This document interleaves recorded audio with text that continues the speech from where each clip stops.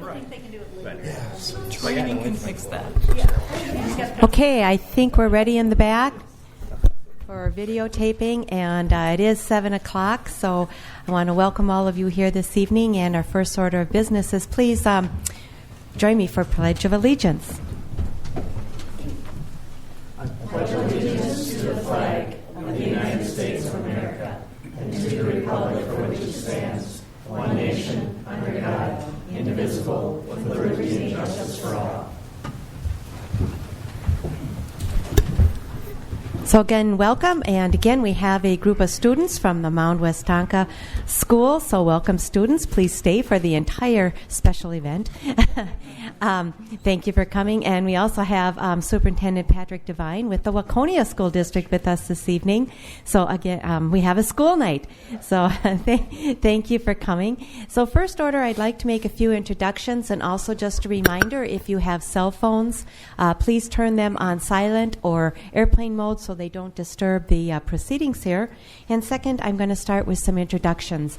I'm going to start to my left on the end. We have our Public Works Superintendent is right behind there, Gary Peters, and then we have our Director of Administration, Cassandra Tabor. And then our City Clerk is Kris Linquist.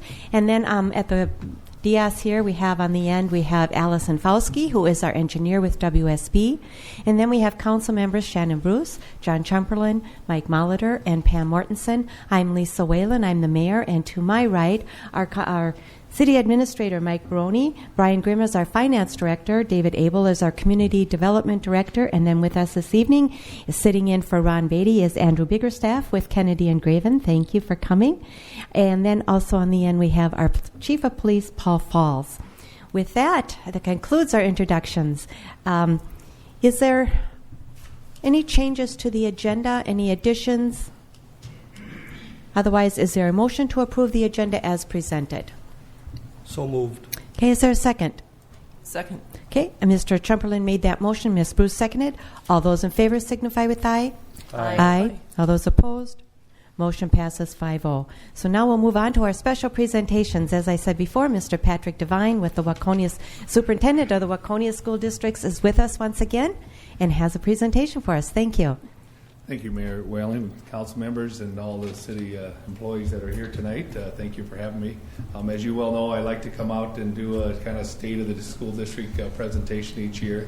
It seems interesting how each one of those have kind of fallen in place in my 6th year now. 6 years I've been doing this, and my first year I really realized that Minnetrista had a kind of a sense of they're really not in the school district, and that really bothered me a lot. And as you well know, we did a pretty big campaign about making sure that every community that's in our school district feels a part about that. And we even have a catchphrase of using our district number, which is 110, 110, and our kids even shout it out at games now that we are one, we're 110, and we're all together as one. And some of you are even in our branding video, so we appreciate that. So we want to continue that, so it's important for me to come out and make sure that everybody knows kind of where we're at with our school district. A lot of good things to share, but we also got some financial things I want to share that's been a little concerning for our school district, but I'll get into that later. Hopefully this thing works. So start out with, we're just proud of our kids and all the programs that we have, and just this kind of gives a little bit of a snapshot of some of the fun stuff. Last year we started, now it's going to be a yearly tradition. Our 5th grade class learns from our senior high students how to ice fish. A lot of them never knew how to even get out on ice and ice fish. That was something the Conservation Club has done. Look below that, a couple of slide pictures is the Conservation Club cleaning up the island on the Lake Waconia, so that was kind of cool volunteer opportunities. Upper middle is the Hamilton cast came out when they were doing the Hamilton production in Minneapolis and did a little training with our students, so that was really fun. Yeah. Our upper right, we have a couple of our science classes went out and looked at a organic farm that does sustainability, and the kids came back and said, you can even smell that you're on a farm. So it was so well taken care of, and so that was a fun event. And that was sponsored by Macintoons because they actually get all their produce all their meat from that farm, and they knew of that. The left center is we received a grant to put bees on some beehives in the top of our middle school, which would make you think a little scary to have bees around kids, but it stays up high enough, and we actually have a nice window viewing area so the kids can actually see the science behind what the bees do in the hive. Got quite a few pictures up there of kids interacting. Some are our PTO fundraisers and some of the fun stuff we do with that. Some is just the support we have on our teams.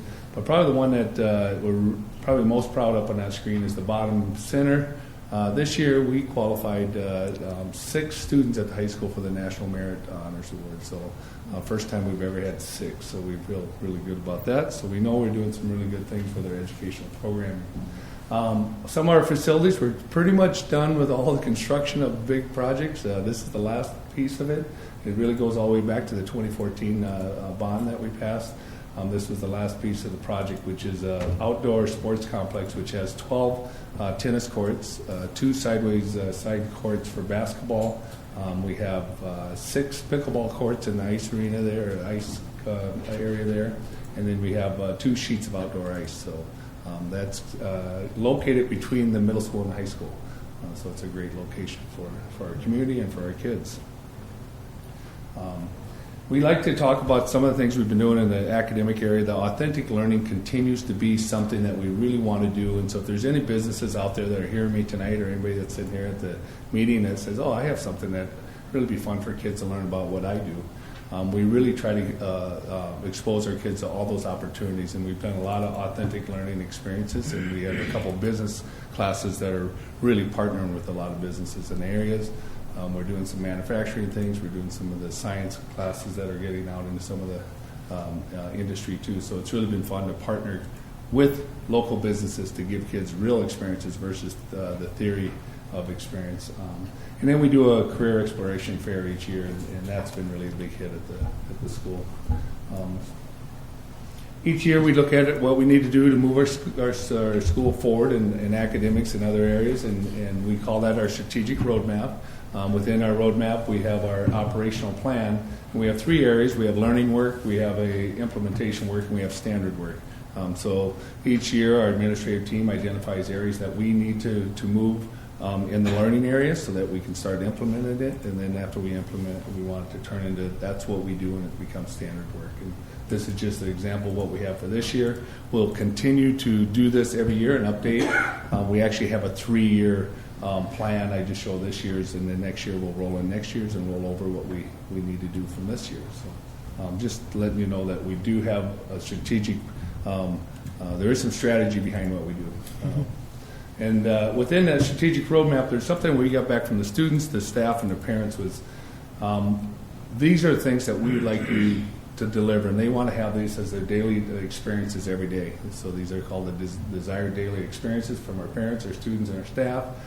We have that in our strategic roadmap. We want to know how we're delivering on that, so we did a survey last spring, and here's just a sampling of some of the results. There was probably about 30 questions to each one of those groups. But we found most of the survey came back, and we were very happy with it. Most of the survey came back saying they agree or strongly agree in the areas that they said they want us to deliver on, and the percentages were between 85 to 95%, almost all the areas. So we feel like we're scoring very high on what people want us to deliver in our schools. So we're very excited about that, and we feel like those percentages will stack up with almost any school in the state. So I'm very proud of that. We continue to have great graduation rates. We have really good test scores. We know we offer a lot of college classes within our school, and our kids are turning out of our as seniors with a lot of college credits, which is a savings to the parents, and it's a good thing to kind of get them a head start for college. We have about 85% of our students going on to 4-year schools, and most of them stay in. So that's we've been really proud of how we prepare our students for success in the future. One of the things that we do is try to tell our story as many ways as we can so that people know what's going on in our school. And this just kind of gives you a sampling of all the different things we have, whether it's our website or if it's we have our Communicat publication that goes out. The paper takes care of us really well. I do a monthly blog to all the parents and staff. We have whether it's Twitter or social media and Facebook, we keep that active, and we do kind of special interest videos too of what's going on and some of the cool events happening. So if you go to our website, you'll see a lot of communication. And speaking of communication, this is where we kind of get into the finance side of it. Last year, we came out and talked about the operating levy that we had a year ago, and part of it was to talk about how we do have a lean budget because the state hasn't kept up with the cost of living. So we knew we needed the operating levy. We came and asked for that operating levy, and if you remember, we passed. It was really a great thing for our school district. It's still, as you can see, it's below the average, but we knew that was going to help us move forward in our school. And there was some strategies while we were doing that. The school board knew that they didn't want to make any budget cuts because they love our programming, and they knew that we were deficit spending, and we would do that till we couldn't do it anymore. So they were spending down the fund balance until we'd go out for that operating levy. So we intentionally, I call it, we created some thin ice on our budget, and I'll talk about it here on the next slide, but why that thin ice was there, the state kind of threw some boulders at it, and we'll talk about what that means. But we passed our operating levy at 58%, and we knew that was to help our programs continue moving forward. What happened on the state side is there was a new special education funding formula that was created in 2016. There's a 2-year delay on how it impacts your funds. And the reason it's 2 years delayed in special education funding, you create the expenses 1 year, you turn it into MDE, you turn it into the state, and then they have a year to kind of do their ratification and make sure all those expenses are true, and then they pay them out at the end of that year. So it's always a 2-year delay. Well, we budgeted on what we thought the formula normally would do. 24 months later, which would be at our audit in December, so after after we had our operating levy passed, we found out that the new formula had some devastating effects on our budget. And like I said, we already spent down our fund balance, and then we found out for the last 2 years the funds were not coming from the state like we thought they would be. There's a man named Tom Melcher. He's kind of the math guru, if you will, that does all the formulas at the State Department. He publicly has said testified last year at the Capitol that no school district would have known that these effects were going to happen. They really thought they created the magic formula that was going to be good for everybody, but what happened is there's winners and losers, and because we're a growing community, we become a loser and we get less funds. And I'll kind of go through and show exactly what that means. So we had a pretty devastating hit on our budget.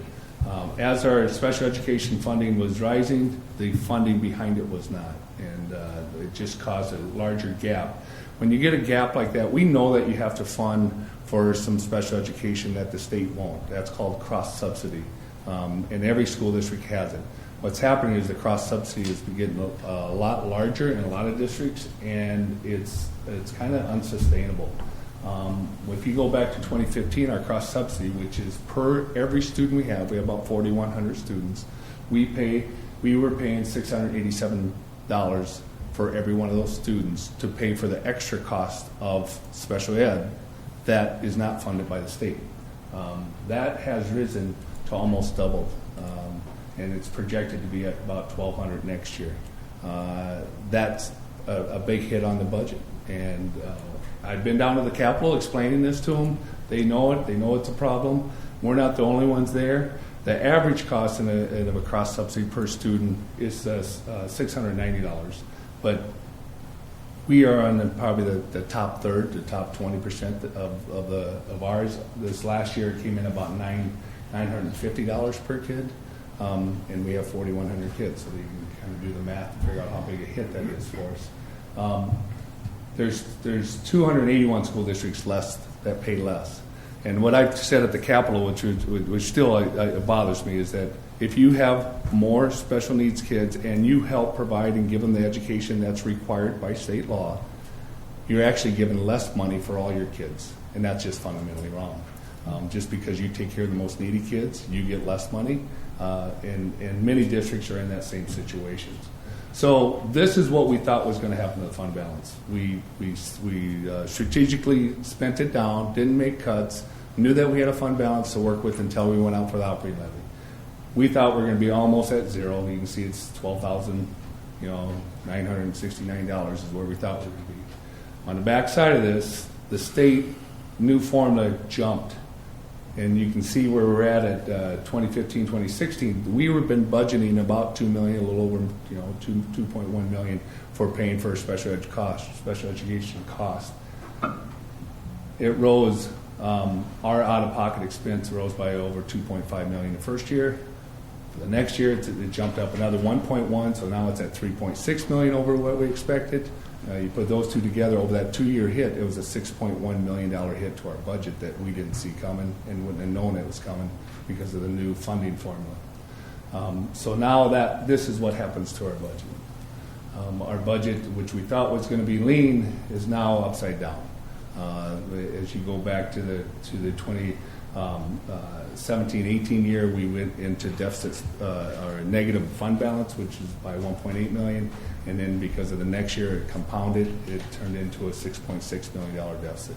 That puts us in what's called statutory operating debt, which is something that when the state says you go into a negative fund balance, you now have rules to follow, and we are following those rules. The biggest part of the rules is that you can no longer deficit spend. You need to make sure your budget is always balanced. To do that, we had to make some cuts so we passed in November, and in February we were making budget cuts, it was just heart-wrenching because we were so thankful to our community, and then to come back and have to make budget cuts. We made $1.4 million in budget cuts. We really did our best to make sure that didn't affect the classroom if at all possible. We feel really good about how we were able to do that. We don't like the cuts, but we're able to if you will, look at maybe some low-hanging fruit that, okay, we're just not going to do some of the things we've always done at the administrative level and so on, staff development, curriculum, supplies, and keep teachers in front of kids. And so we were able to salvage our programs and keep our programs going, and they're thriving. Moving forward, our school board has looked at a 10-year modeling plan of saying, how do we get out of this, and how do we make sure we start thriving again financially? We're thriving as programs, where we're not thriving financially. So we do have a plan put in place. Our school board has put that together. We feel we'll be out of SOD probably in 3 to 5 years, depending on how things come from the state and how our growth patterns go. Two things that impact our budget the most are student growth and legislative changes. So both of those will really impact our budget. And either one of those things that turn in positive for our district, that surplus money will be used to spend down our negative fund balance, and then bring us back to the positive. I've talked about the We Are 110. This is probably, I said it's pretty easy to go out there and yell We Are 110 when we're really positive about everything that's going on. When it's hard and it's tough, that's when you really see your character and how are we doing. And so I feel like this philosophy is going to be needed. We're going to need to roll up our sleeves, and we're going to have to work together. I feel like we're doing that internally with our school and so on, and I feel good about where we're going to be. It's just going to be some tough work for a little while. And any of us that have lived as long as I have, you go through some tough times sometimes. So as you go through tough times, you figure out how to get through it. So together as one, we'll get through it, even though the state education funding, and it's important that I say funding, because when it comes to our students and our staff, we love our special education. We just feel like we do a great job. As a matter of fact, I think that's some of our problem. We do such a good job. Families move into our district because they know we do and we deliver really well there, and we love that part. It aggravates me that the state would say, well, because you do so well there, we're going to cap it off and you have to pay the rest out of your pocket. It's just fundamentally wrong to me. And then we know our community has supported us, and it's vital. It was vital that we got that operating levy passed, because without that, we'd be in really dire straits right now. And I'm confident that we can get through this. We know our community, as our survey shows, they do love our programs. We're going to continue to offer those great programs and continue to offer a great school system. We just have to get through the financial issue. And we are 110. We'll keep working together. So it's a lot easier to stand here and show you a lot of really cool stuff.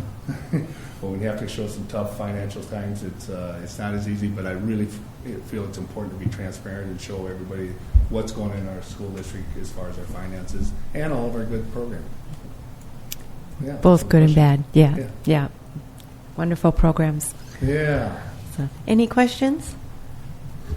We really appreciate you coming out and sharing the good and the bad with us, and good luck to you and your staff. And I have to say this, every time I come here I feel very welcome, so thank you for sending out that atmosphere. And those Westonka students behind me, we always take students in too. We have a lot of great programs.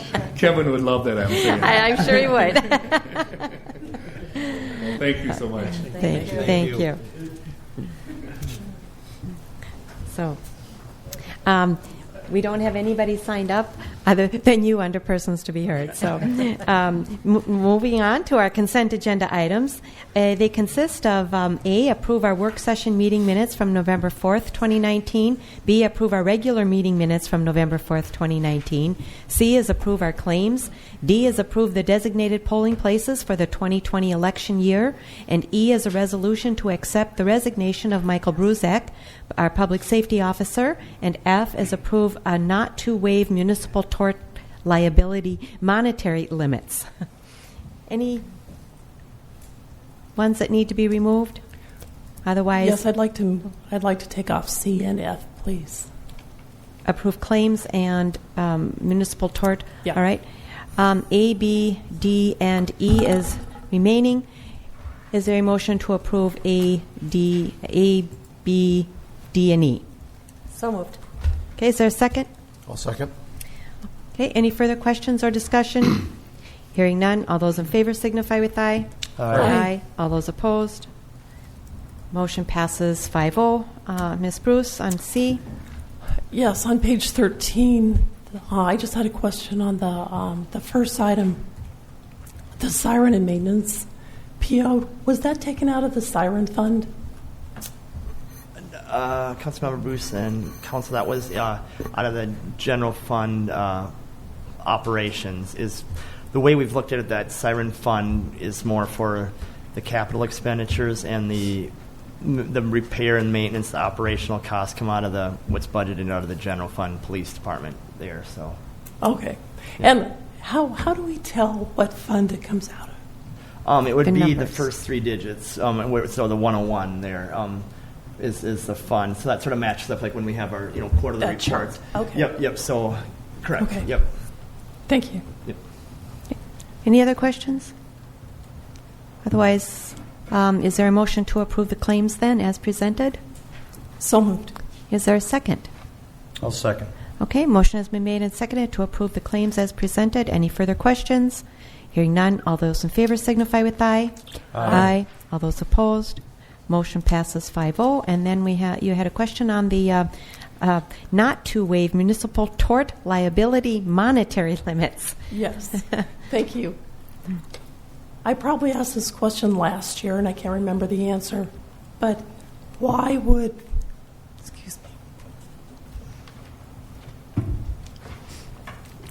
any city choose to waive the tort liability limits? Just for my understanding. I'm trying to understand the purpose of the statute and why it exists, why it gives you those three choices. And it doesn't appear obvious to me why any city would ever choose to waive the tort limits. Yeah. But that's a choice. Yeah, it I would be a don't wise understand. choice from my point of view. But, Well, I don't understand why it's a choice. I think that might be something you'd have to ask the LMC Insurance Trust Fund. Yeah, the only thing I can think of, Mayor and Council, is it maybe just cash on hand. Larger cities may have some side of cash and decide not to worry about that. But I agree with you. Why would anybody do it? We never do. So, Yeah.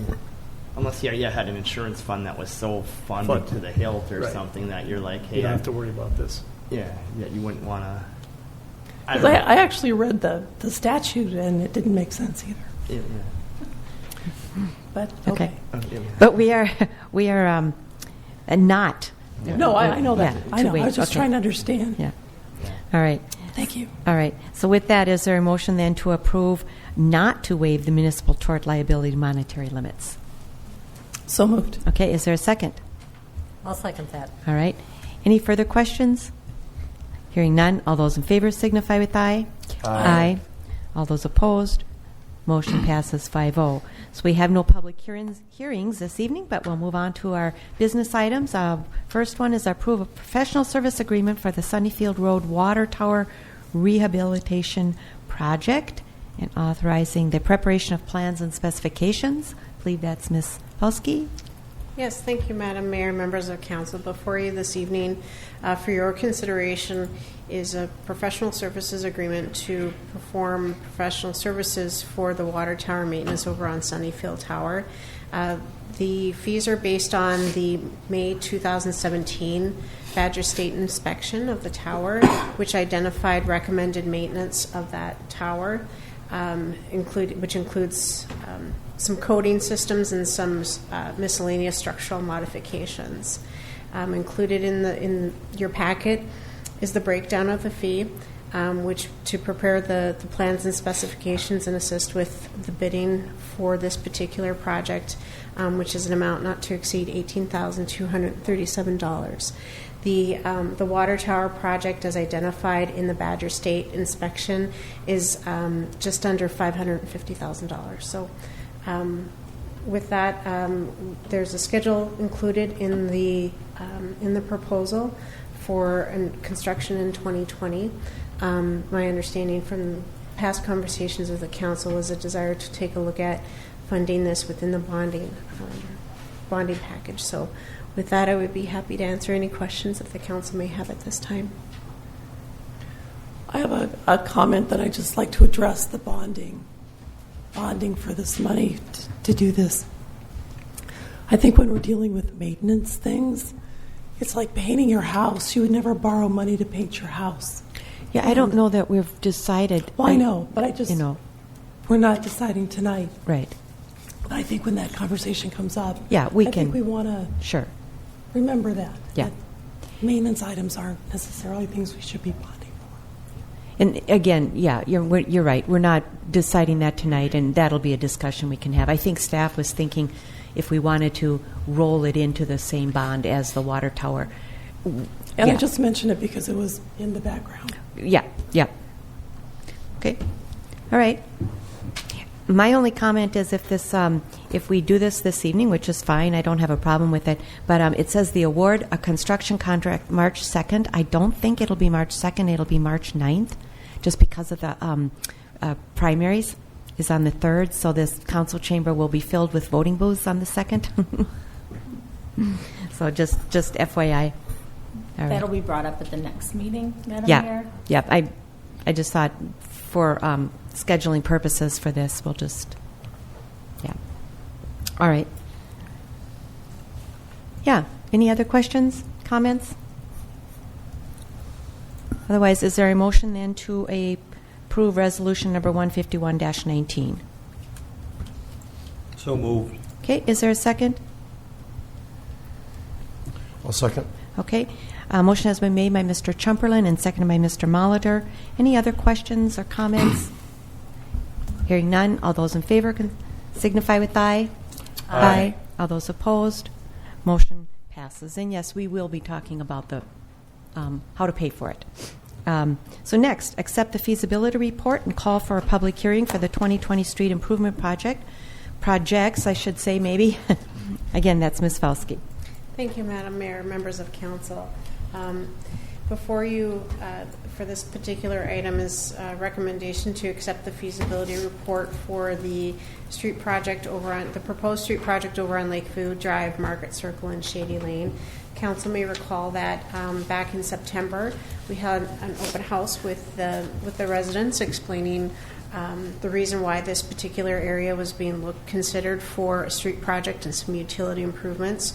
The proposed street project includes full-depth reclamation of the street, and then the utility improvements include some minor water main repairs, replacing the sanitary sewer force main, and some storm sewer improvements in the project area. At that open house, we did provide the residents with, because this is according to the city's assessment policy, 50% of the street costs would be assessed. We did present a range of what we typically see in Minnetrista here for assessments. It was between, I believe, $8,500 and $11,000 per unit. And based on what the feasibility opinion of probable costs are for this particular project, we are seeing an estimated assessment below that. So we're seeing some costs that are below the range that was presented to the neighborhood. The proposed utility improvements, as I mentioned, include water, sewer, and storm. And if Community Development Director Abel can bring up, upon suggestion earlier today, and I apologize, this is a little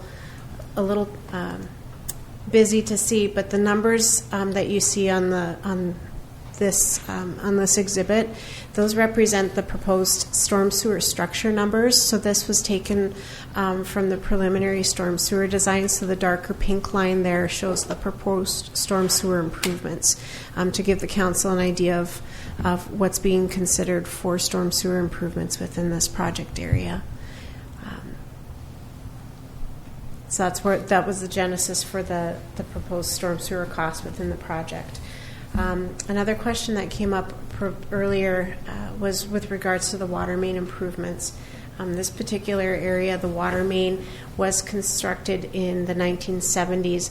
I confirmed with Public Works Superintendent Peters that there aren't any water main breaks that staff knows of in this area, and that's one of the indicators that we look at from a utility perspective on whether or not the water main would be replaced.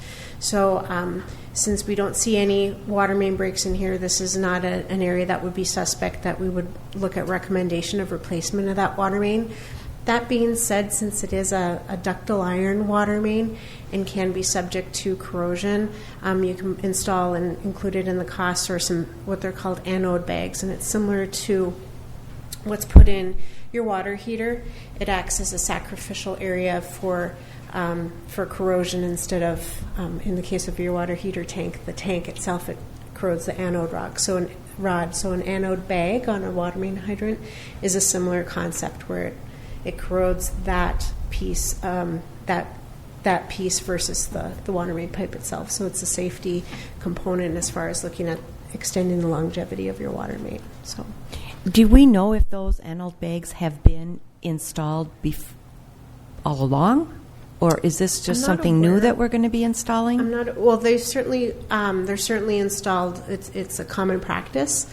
I'm not aware of any in this vicinity.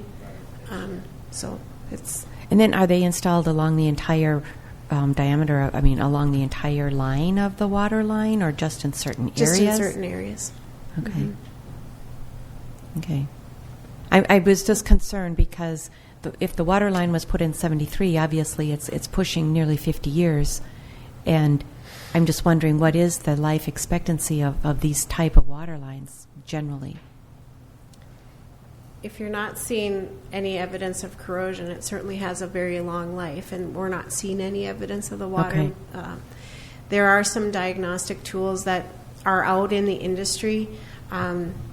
They're expensive to do, and they're also erroneous results have been presented, and so why they're erroneous is that, for example, there's one vendor out there that they do it's an electronic scan of the water main pipe.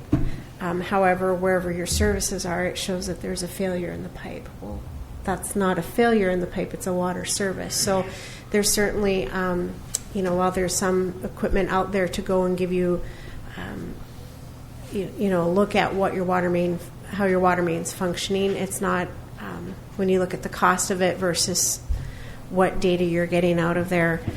It's quite expensive, and water main breaks tend to be what you look to in making recommendations for replacement. Mm-hmm. So the blue lines on this, is that the sewer? Are those the sewer lines or the water lines? My apologies. So this exhibit only shows the storm sewer. So the blue lines indicate the area where the surface drains to the proposed pink storm sewer lines that are shown in there, and then the purple shading shows the streets and the driveways and the homes in the area. Yeah. Okay.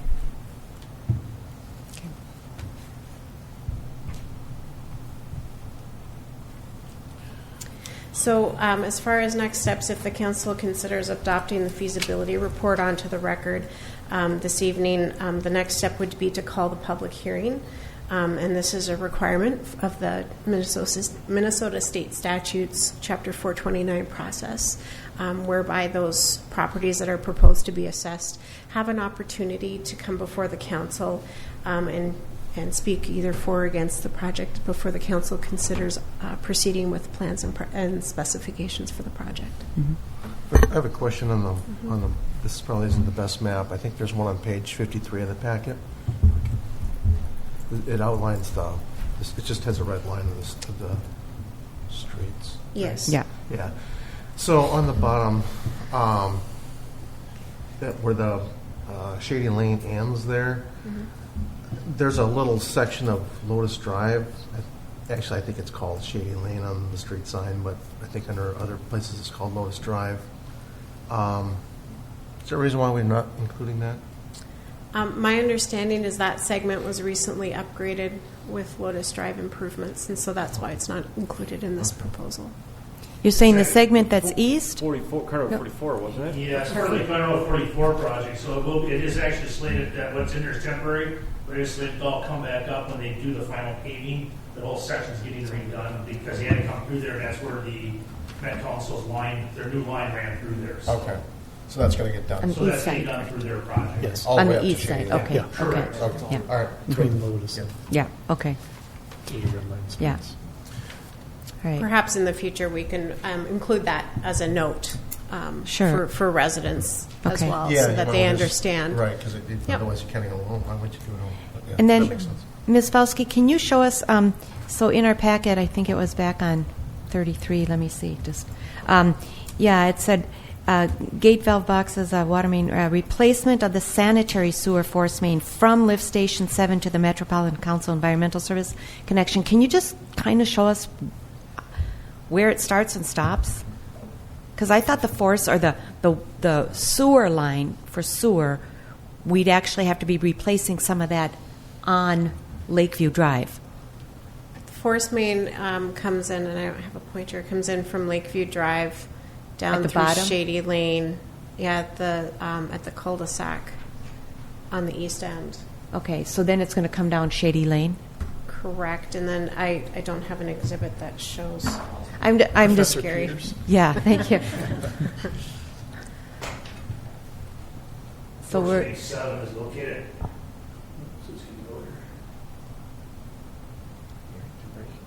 Would you break it, Gary? I don't know.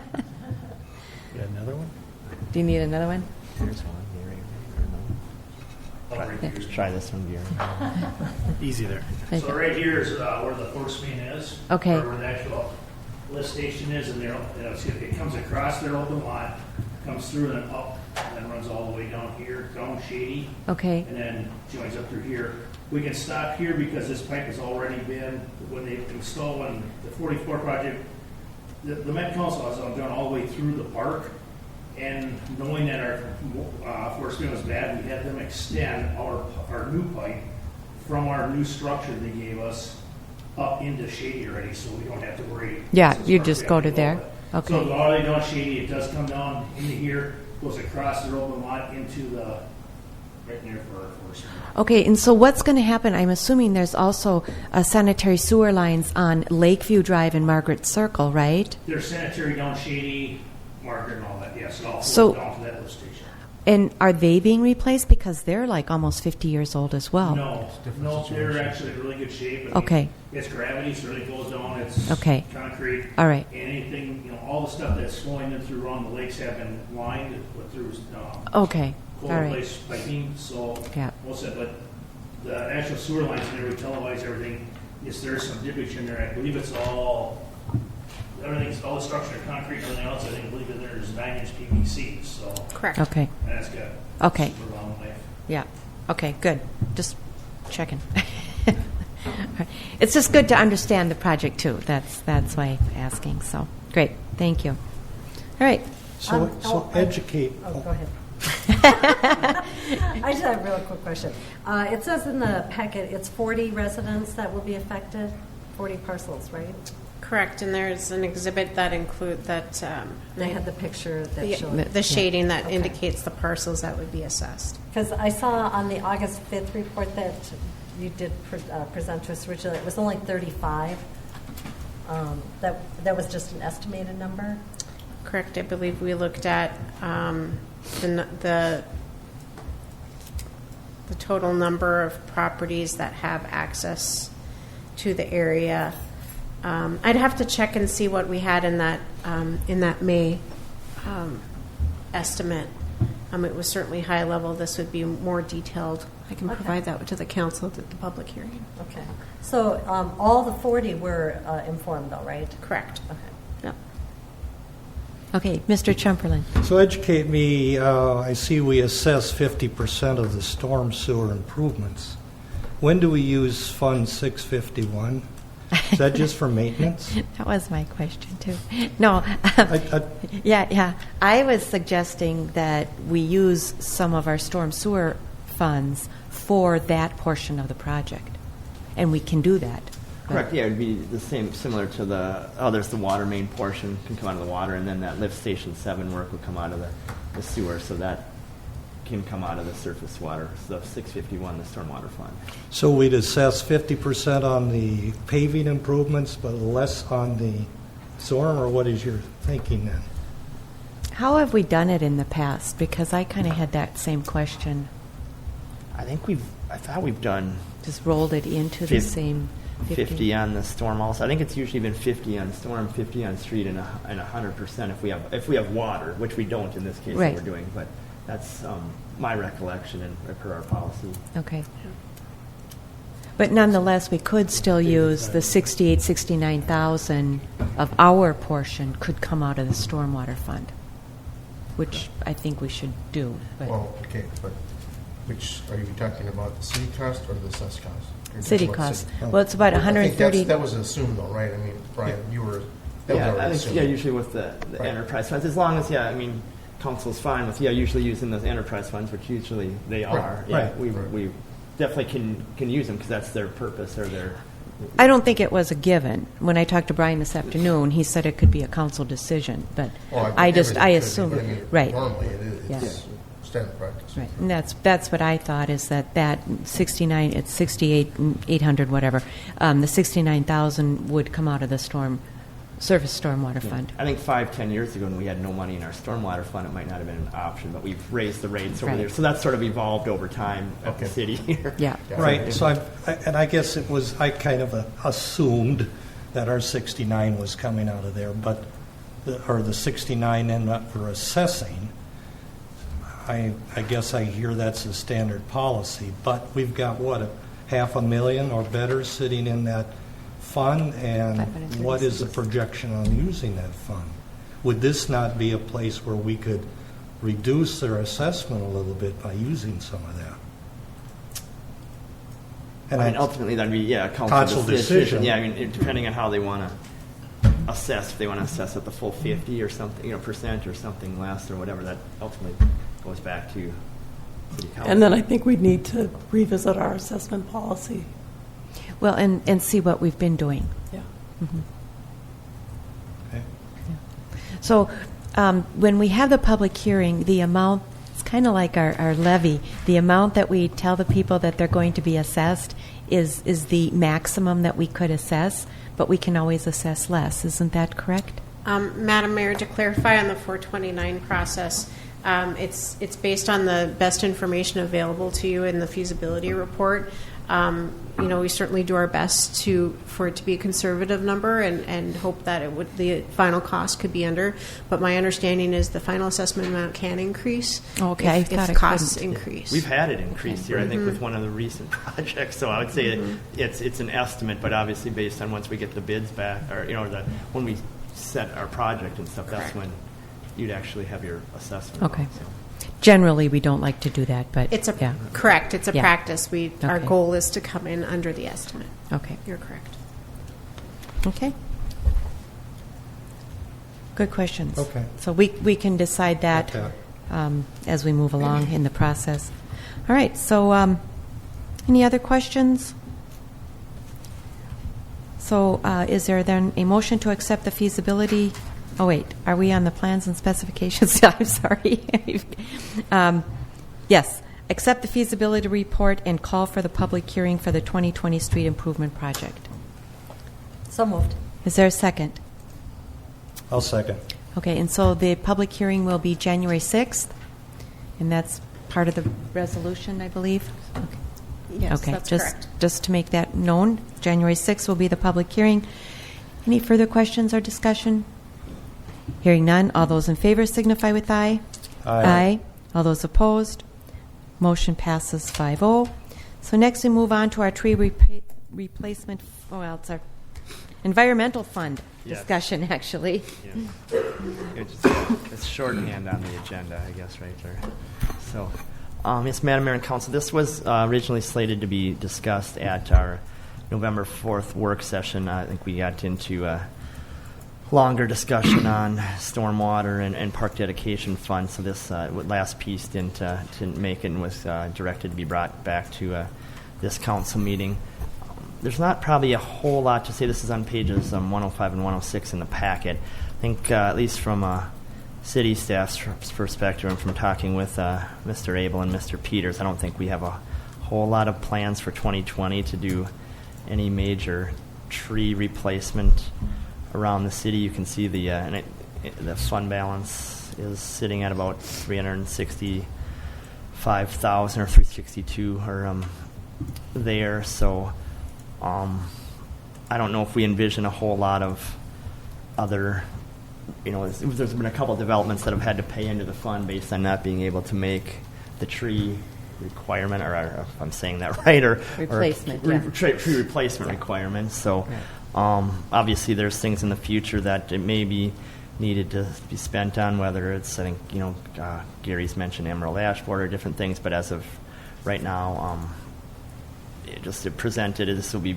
incorporated into our final budget, our planning documents, and I don't know if anyone has any questions or comments or thoughts. I guess that's Not that it affects the budget, but of the trees that we'd be responsible for, and I don't need an itemized count, what is ash to our total picture? 50% of the trees? I'm not putting you on the spot. Throughout the entire city? Yeah, I would probably venture to guess probably close to half or half. okay. Have we seen any signs of any infestation anyplace? Not around our city, but it is surrounding us. Right. I'm treating mine at home, so. We have treated ours. We were on the last year of our set pricing that we had through True Green, so we did our last ones. We're good. That's a every 2 years. So we just got done with our last year. Everything that's here at the parks and stuff like that, that's city-owned. So, but again, it's just going to prolong the inevitable, I think. Right. So, unfortunately, but it's going to help. Unless we have one hell of a cold winter, we can kill them all. Let's hope. Wishful thinking, yes. Okay. All right. We have $365,000 balance in there, and is it reasonable to think that we would ever spend that much money on trees ever? I guess I'd probably turn to Gary on that one. Obviously, it's whether it be plantings or removals. There can be unforeseen events where it could end up dipping into that fund more often, or more than what we think. But it's The biggest thing, and we've talked about this before, would be the boulevard trees and all these developments that we require the developer to put in. They're in city right-of-way. Currently, policy is we don't replace them, we'll remove them. But, that policy at some point I would assume would probably change in bigger cities and suburban communities. That is change where the city does take full responsibility of them. And the residents expect that if a tree dies or something happens to it, that another one goes back in. So, Well, the other thing, too, because it's an environmental enhancement fund, I was thinking down the road, if we do a road project and we impact wetlands, we could probably use this fund then to do our part in either replacing or repairing the wetlands, too. So it's not just trees. We can use it for a number of different ventures in the city. It's not just trees, but Yeah, I mean, we've read the definition before about environmental enhancements and what Right. that could mean, or if there's landscaping or trees as part of projects. I mean, obviously you can use that too. You've gotten creative in other ways of using it, but yeah, I mean, there's just things to think about, right? You know, if you get the boulevard being biggest, or if a natural disaster of some sort happens, we had a small scale one, you right, know, or right. not small to those who it hit, I'm sure, but you know, comparatively in our city, wiped out a bunch of trees. So speaking of that, when are we going to see that reflected here? Those expenses. So I don't see that reflected in the. And this is really more for Brian, but I don't see those expenses in the treatments that Gary just mentioned. I don't see those coming in here either. I think I do have to post that the journal entry to move some funds from some that have been posted into that. I think Gary's gotten me some numbers that storm event was. I mean, it was several $1,000s worth. That was a of couple time. couple thousand. Oh, I think it was once we added stuff in. It was For the trees themselves? For the well, I injections? think Well, he the was staff, labor staff Two time. different things, Gary.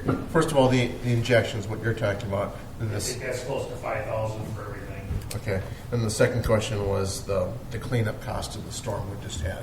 That was Staff time. Staff I think it was time. about 5,000. Yeah, Was it five? Yeah, it was 5,000-6,000. Oh, okay. Yeah, Something like yeah. that. Yep. Okay. So we're really kind of overstated by 10 to 12,000 right now. in terms Because of we have to expenses. refund, transfer funds back into Yeah, the general yep, fund. Yep, as far as Because we have, I don't know when the injections were paid for, but that, to me, it sounded like that happened a while back. Yeah. So, I think last year. how come that doesn't show up here then? That happened last year. Well, I think some of this came to the forefront more as far as what to use the tree fund for. What you know, this is relatively new. A lot of this stuff used to just come out of the parks operation budget Right. or whatever. So, but I just think we got to be careful about that going forward. That if we're going to do stuff like that, it really does need to come out of here. So hopefully we can get, for the storm cleanup, we get that in here. I don't know if we can go back. We probably can't go back retroactively for maybe we can. yeah, I mean, I think if we wanted to, we could transfer. You know, make a correct. I think if we can, I would support doing that. It just seems. Yeah, I think so. Maybe at our next meeting, you could just show us you've taken the funds out of here and transferred them back to the appropriate funds that they were originally taken out of. Sure. Yep. And then we can see that. Yeah, I mean, it's not going to be huge, but it Yeah. by 10, like I said, 10 to 15,000, that should be reflected. And I think it starts to show then for historical what we were using this for outside of just tree replacement. And, Right. Other start to project future needs based on that too. Okay. Okay. All right, we don't need to take any action other than you're going to come back next time and kind of show us where you've moved some of those funds. So, Yep. all right. Do we, as part of that, to David's point about the policy on boulevard trees, do we, and maybe it's not for the next time, but I mean, do we need to have a policy discussion and possibly change policy or to take that under, Take a look at it. so Yeah. that we have that kind of formalized so that, because I know we had talked about this earlier in the year when we decided that there was going to be, we decided to replace the trees. I think it was this year for the boulevard trees that didn't get, I think it was this year that we were replacing boulevard trees that were taken down. But I think we probably need to have a discussion about that. Maybe put that on our, maybe a January work session or, For the first quarter. yeah, Mark for February. January, February. Let's Right. narrow down the All right. January, At some February. point, yeah, Yeah. just to kind of, Yeah. again, Right. identify, to Shannon's point about starting to Right. identify, what it can be more used for, and specifically yeah. what we're thinking about here. I think some of this is just new in the history of the city. I mean, we Sure. got the first monies back in, I don't know, 2012, 13 or something like that. So we never, I mean, everyone always made the requirements before, and we just had a couple circumstances where they couldn't. So now we have some dollars that we should be spending on environmental type items, I Yeah. guess. So. All right. Good. Any other comments? So we have next on our agenda is the proposed short-term disability insurance discussion. I believe that's Ms. Tabor. It is. Thank you, Madam Mayor, members of the council. So before you is a discussion to add short-term disability insurance to our employee benefit options. So currently the city of Minnetrista, as you're aware, offers sick leave to our employees and long-term disability, and this is meant to cover time away from work for medical reasons for our employees, whether it's for themselves with an ongoing issue or family members, parents, children. Sick leave currently is accrued at 8 hours per month, and our staff members can accrue that up to 960 hours if over the course of 10 years they weren't ever to take any sick leave, so they can bank that. Again, it provides coverage for illnesses, medical injuries, childbirth, especially if people are planning ahead, spouse, elderly, parent care, or ongoing medical issues. We do encourage our employees to save their sick leave, and that was part of our severance discussion last year, if you recall. But obviously for everyone, that's not always something that's feasible, depending on life stage and situation. And then we also offer long-term disability, and that coverage begins at day 91. So if someone leaves for a medical purpose, day 91, they're eligible for long-term disability. So in order to bridge the gap for medical issues that are temporary, employees that don't have enough sick leave would be able to purchase short-term disability. This is something that would be purchased during our annual enrollment, so they can't purchase it if a need arises. They need to proactively plan to purchase this. Payment for the short-term disability insurance would be an additional choice for employees that would come out of their cafeteria benefits. So right now, the council provides to staff either $900 a month if they're choosing employee only as their coverage, or $1,300 to $100 a month for family. That's something that's not changing for this coming year. That isn't something we requested a change for. And then they can, as employees, elect to prioritize what benefits we offer that they would like to choose. So if they would like to elect to choose this and not life insurance or vice versa, it would give them some flexibility. This is of no cost to the city. So currently the benefit administrator makes their money by broker fees. So they get a portion of what it is that's purchased by our employees. There aren't any annual, quarterly, or service fees that are charged to the city. So this would be city dollars that were provided in our cafeteria plan that our employees could elect to use for this. Again, at no charge to the city. 20% of our employees would need to participate in this during our open enrollment this year for the program to be offered. So we have to have a large enough pool of people. We don't know if we will have that interest until we put it out to the staff members, but that's the requirement that would need to happen. If not, it's just something we wouldn't move forward with offering this year, and it's something that we could look at in a future year. Employees would be eligible to purchase this short-term disability insurance, and it would cover them when they can't perform their essential duties that are listed in their job description, and there's both partial and full benefits depending on how much time they're missing for work. Short-term disability benefits are to cover those days of 1 through 90 with sick leave, and then 91 being the long-term disability. And the city can terminate this agreement. There's some statute laws that are required, so we either have to give 120 days worth of notice, or we have to notify everyone who's on the plan and give them 30 days of notice before we were to cease the plan. So we have a couple options. It's not something we have to run year after year, but it's something that we can offer ongoing if we so choose. So I'm happy to answer any questions you might have regarding that. So on the 20% threshold, do you have to meet that just initially, or do you have to meet that every year? Ongoing. Okay. Yeah, that's a good question. And have we had employees asking for this coverage? We have, yes. And currently, in the past, we have, I wouldn't say partnered with, because it's not something that's sponsored by the city, but we provide employees who ask information on area banks if they're needing a place to open a checking account. We offer them information on AFLAC if they're looking to purchase some sort of additional coverage. So we have a couple of things that we give employees information on that we are not partnered with, supporting, backing in any way. So this would be specifically then done through the city. And I don't know if anyone on our council has utilized AFLAC, but it's not necessarily the most cost-efficient option for people. So we want to look to see what we can do to provide for our employees. And we know from workman's comp studies as well, the more that we can do to allow people safety in leaving for illness and taking care of parents and children, the more likely we are to have retention of our employees. So right now we don't have a lot of people taking advantage of AFLAC, but we do have a handful. So I do think there's a possibility we'll hit that 20% threshold. And I'm just curious, how often is that used? That's a great question. I think it just depends on your pool of people. And does it impact staff workloads? If people are on leave, Mm-hmm. yes. But whether we offer it or not Right. isn't going to make a difference in terms of staff impact. No, but I'm just saying Yeah. people that purchase short-term disability are more likely to use it. You can only use it for certain things, though, and you can only use it. True. For, yeah. I know. Yeah. True. Yeah. But yes. And I'm just curious if we've thought about Mm-hmm.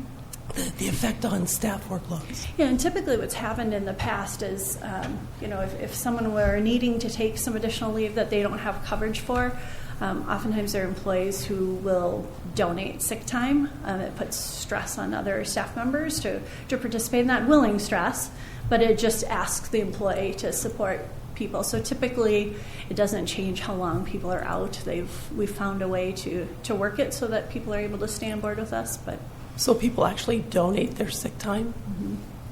Yep, if it means helping a fellow employee, yep, we've I seen didn't that know a you could couple do of that. times. Mhm. We do have a policy for that. It's not something that's widely used, but it gives people an option versus having to leave employment or go unpaid.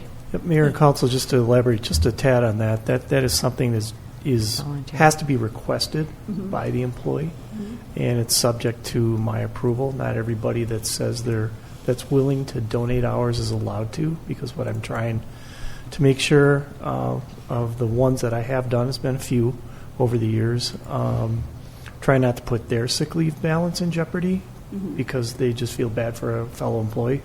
So, I'll look at how much they say they're willing to donate, and sometimes they're allowed to donate as much as they offered. I give a limit. I usually say up to 20 hours or 40 hours, depending on the leave that's being requested by the person. And usually the person that's gaining the leave doesn't have enough sick leave because they've already been dealing with an ongoing issue and other factors. So it's something that maybe happens once a year, once every other year, but it does happen. But the idea for me is not to put anybody else or the city at jeopardy of having their sick leave balance go down. So I've had new employees who've been here 6 months say, I'll donate 20 hours. Like, well, you don't even have 30 hours. So thanks, but I'm not letting you donate. So Yeah. people are trying to be benevolent to their fellow employees. So I would imagine most cities do offer this. It is fairly commonplace. Yep, it honestly just depends on the city and what they're doing. But it is something that has, like I said, been proven not only to bring people back to work faster, but it is one of those things that doesn't cost the city a lot, that just offers a value add in our benefits when we looked at a retention base for our employees. Okay. All right. So tonight's thing is to ask you and to inform you that we're pursuing this. We'll probably be back in 2 weeks to let you know if we have enough Correct. people that really want to do the program or not. If not, we'll let you know. It's a kind of a moot point. We're not offering, but if we do, then we'll have a contract from this provider that will be in a packet for you to see as well. Okay. All right. Thank you. Next, we move on to our administrative items. Staff reports. Mr. Barone? Yes, Mayor and Council, just a few items here to discuss. Calendar things, we have our next meeting and our hopefully final meeting of the year, which will be 2 weeks from tonight on Monday, December 2nd. As a reminder, the week before is Thanksgiving. Next week, Thursday and Friday, city offices are closed, and so our goal is to try to get the packet. That's our packet production week, so we're going to try to get the packet out to you by the end of the workday on Wednesday, the 27th. It's one less day for us to do that, so we'll do our best to get a complete packet to you. I did attend the Metro Regional meeting sponsored by both LMC and Metro Cities last Thursday, the 14th. Councilmember Bruce, Mayor Whalen, and Ms. Tabor also attended that. And then this week on Tuesday, tomorrow at 8:30, we have the Police Advisory Commission with St. Bonnie to discuss police items. And then we also have on Wednesday the Mound Fire Commission at 11 a.m. So that's all I have. I think Ms. Tabor's the only one with anybody else to talk. Thank you. Madam Mayor, members of the council, I just wanted to do a follow-up comment in regards to a consent item where we had a police officer who resigned from his post, and wanted to notify you that the posting for a new police officer went live on Friday on our website. And then we also posted it, remind me, Chief Falls, the name of the board we use. The Minnesota Post Board website as well. For that website as well. And then I've been in contact with a couple of other candidates we've had in the past that I think might be good, just to let them know that it's available. And then I've reached out to a couple of the career counselors at our area schools that offer our post program. Again, just to get the word out on that. So that's active. It'll be open for about 2 weeks. And so hopefully we'll see some good responses from that. And then I did want to let you know this as well. So we received an email today, and I'm sure you recall from last year as well. We typically end up on these lists. But the FBI took a look at violent and property crimes in the state of Minnesota. And based on those statistics specifically, we were listed as the sixth safest city in Minnesota, which I guess is good news, and good news for our police department as well. So just something that you may see start popping up on the paper. Typically this time of year, those cities are highlighted. Last year we shared this honor with Eden Prairie and a couple of the other larger first-ring suburbs as well. This year it tends to be some of the smaller towns that are out here with us. So just good news to see from a safety standpoint. Thank you. Any other, just a quick question, maybe Gary or Mr. Peters or Ms. Fauske, any updates on County Road 44? Are they still kind of targeting November opening it? They are still laying pipe between the bridge and Sinclair. They've got 2 crews now working. You got one working from Sinclair, one from the bridge. Last I heard they had about 500 feet left to put in, and they're moving pretty well. Their plan is to be done and paid by, hoping the end of this week, so we'll see what happens. Is that an issue with if it's cold? I mean, can be. Yeah. I mean, it's their problem, but so typically when we start getting these colder temperatures, and the daytime highs aren't getting up there, they have to have for a local project, we require a paving plan where they when they get the mix out of the hopper, it has to be you have really to have hot. the roller right behind it, and yeah. So okay, certainly their operation to. Mm-hmm. Yeah, it's not our road, so but I'm more concerned about getting it open. Yes. So, yeah, as I know many residents, not only that live on the road but have to use that road, are very interested in getting it open. So their plan is to do that paving. If they're still talking everything but the final, they'll put a wear course on you with shoulders, and they're still talking, all done except for a final wear next spring. Next spring, yeah. That's their plan. Okay. So last time they paid, they were put down 350 tons an hour. Okay. So they can get a lot of paving done in a hurry. All right, good. All right, good to know. Any other updates? All right. I'll start out on last Wednesday. I went to the Northwest League, and we had a speaker from Senior Linkage Line. Interesting and informative, and I think I'll be talking with senior services that are housed in at the Gillespie Center and making sure that they're connecting and talking to them about some opportunities. So for our local seniors. Always good to know, and I'll also be sharing some information with staff so you can have it here at City Hall if you ever get a call regarding senior services. Again, just another good information opportunity to share with our residents. And then there was no Regional Council of Mayors meeting this month because of the Veterans Day holiday, so I'll be attending that in December. And then I did attend the League of Minnesota Cities and Metro Cities Conference. The first, during the luncheon, that topic was very interesting, and it was as good and also pertaining to us us. It was talking about employment trends and also how to retain and also attract good employees and quality employees, so that was really good. The second one, not so much. Somewhat, a little bit dry and not quite as good a speaker, and it certainly wasn't necessarily something that pertains to our city. But the last one was also a roundtable discussion, and that was about policing and challenges of policing and so on. And so that was very good, too. Tomorrow I'll be attending the public safety meeting, and then also on Wednesday I'll be going to the Mound Fire Advisory meeting as well. I was unable to attend the November WCC meeting, but I want to remind everybody the annual tree lighting is going on in Mound at the Veterans Park on the 23rd from 4:30 to 6 o'clock. So I attended the last LMCD meeting, talked about de-icing operations for this season and some of the parameters around that. There will be no LMCD meeting at the end of the month because of the holidays. So one more meeting this year. Thursday, I'll be attending the Pioneer Sierra Creek meeting. And I went to the LMC Metro Cities meeting, and I'll be going to the Mount Fire Commission on Wednesday and the St. Bonnie meeting on Thursday. Okay.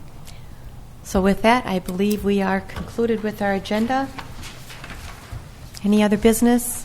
If none, is there a motion to adjourn? So moved. Is there a second? I'll second that. All those in favor signify with aye. Aye. Aye. All those opposed, motion passes 5-0.